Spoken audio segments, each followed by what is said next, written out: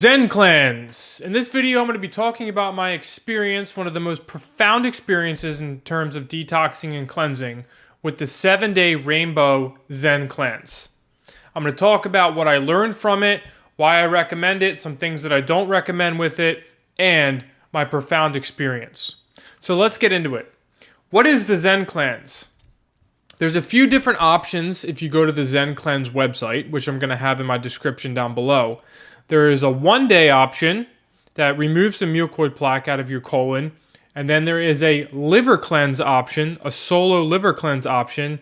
And then the rainbow cleanse is the 1-day mucoid plaque, ending with the liver cleanse. And in between, you're pretty much fasting on just enzymes. So I started with the 7-day. And I will be doing just the 1-day again, or I'm going to be doing the 7-day again here in a few weeks. I just don't know how deep I want to go. I've been cleansing for many years. I have been on a regular schedule of colonics and enemas, working different things out of my liver and other parts of my body.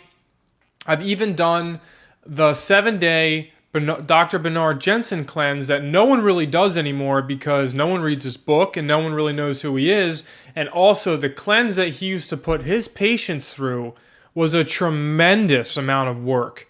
So I actually formulated his 7-day cleanse into the modern world because some stuff that he recommends isn't really around the way that he had it. So I really formulated it with the new formulas and really what's out there on the market. And my wife and I, we both did it.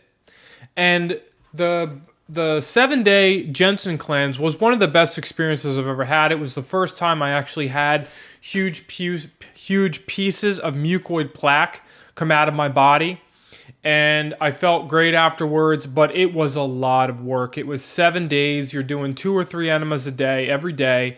You know, you're drinking all these different shakes. You're taking a ton of vitamin C and wheat germ to scrub the intestinal tract out. Tons of bentonite clay to really scrub that gut. And I had profound results. And I would love to recommend that to my clients because I never recommend anything that I have not tried.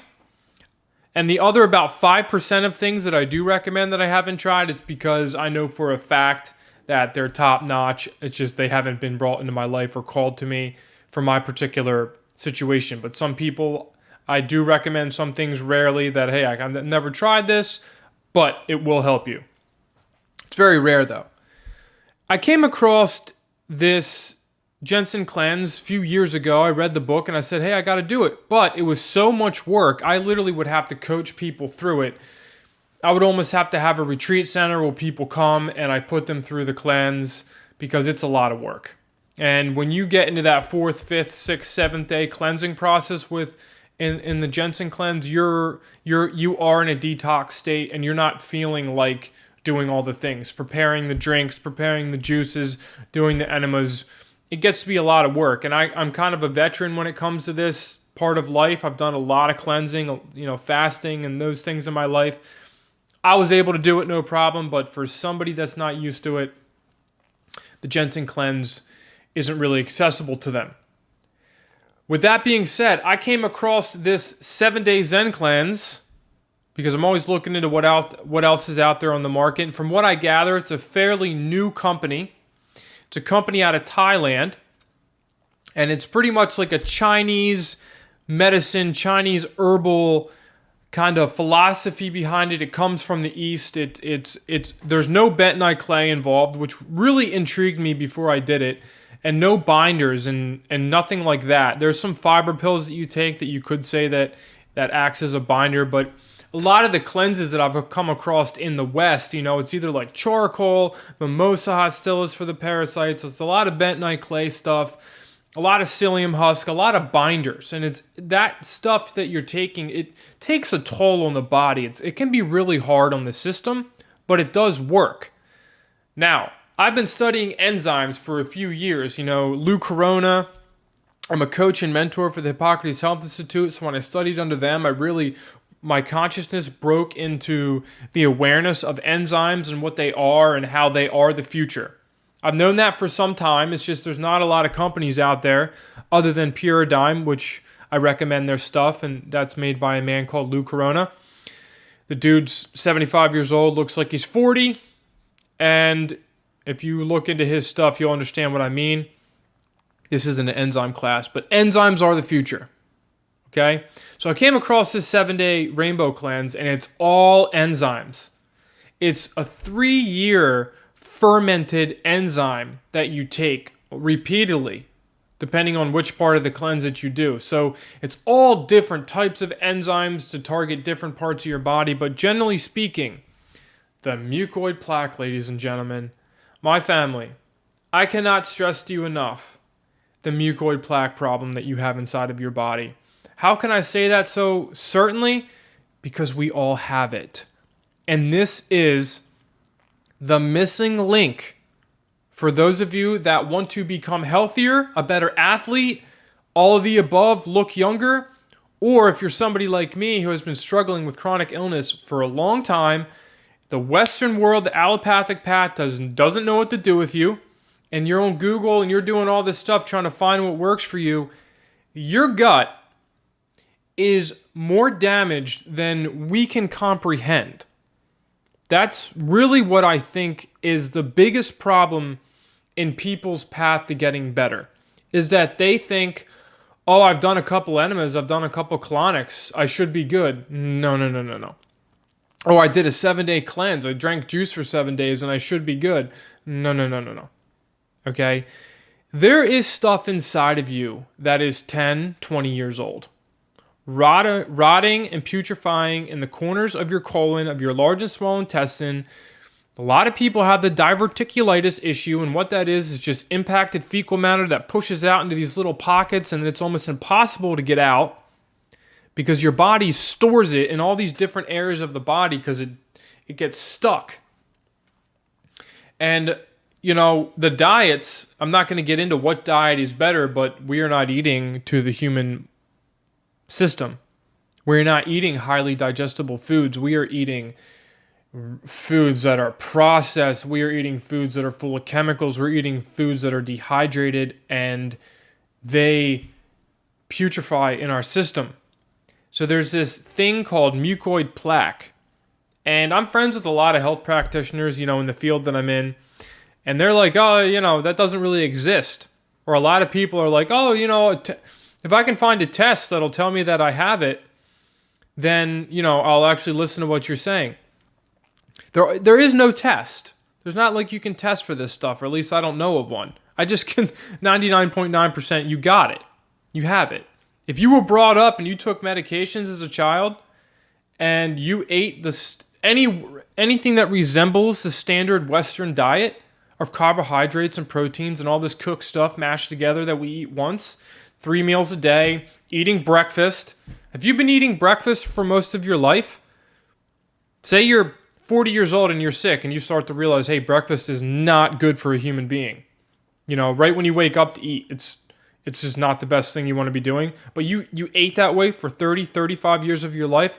You got 30 to 35 years of your life to wake up and get rid of. Because, yeah, you can make changes now, but you do not understand what is inside of you from the years and the years of eating and putting chemicals into your body because your colon takes the beating. Then the organs that use the colon system, use that intestinal tract as the sewer system to get all that stuff out, can't work properly, and then it backs up into all that. So here, I'm going to post pictures of what came out of me in this cleanse, and it is a viewer discretion advised. If you're squeamish and you're not used to seeing this type of stuff, don't watch it. Don't take pictures. Don't look at the pictures. I am posting this because, first of all, I'll probably recommend my video to a lot of my clients because, you know, these videos are a wake-up call. People know how I eat. They know that how I've been living for the past couple years because I had to get better. And they're just like, dude, are you ever going to stop, you know, these cleanses or eating better? You know, is it ever going to stop? And no, it won't, because it's how we got to live in the modern world. But two, I have been after this mucoid plaque that I knew was inside of me for years. I've been after this stuff. I've been waiting for the day that I got out of me what I got out with this Zen Cleanse. And when you see these pictures, this is coming from a guy that has done extended fasting. I have done multiple juice fasts and juice cleanses, and I have done the deepest of cleansing that I was able to do up until I found this. And I have had gnarly stuff come out of me. Huge worms. I've had mucoid plaque come out of me in pieces, and I thought that was cool. But when you see what came out of me, I have a video and some pictures I'm going to show you here. And I can say maybe these pictures resemble a quarter of what actually came out of me. I probably had 10 feet altogether come out of my body. And I had some pieces that were so large come out of me in width and circumference that I still could not believe what was happening. And like I said, I've been at this for years, guys. I'm doing stuff nobody wants to do because it's weird and I'm wacky. But hey, I've been getting better. But when this stuff came out of me, I did it 2 weeks ago. And I can honestly say that I have never felt better since I was in my early 20s before I started to feel really horrible. Because when you're in your early 20s, you can eat like shit, you can drink yourself to death, you can party hard, and you still feel great. You have an abundance of energy. But we can still feel that way like we're 20, all the way up into our 50s, 60s, and 70s. Why? Because I know people that age that still feel that way.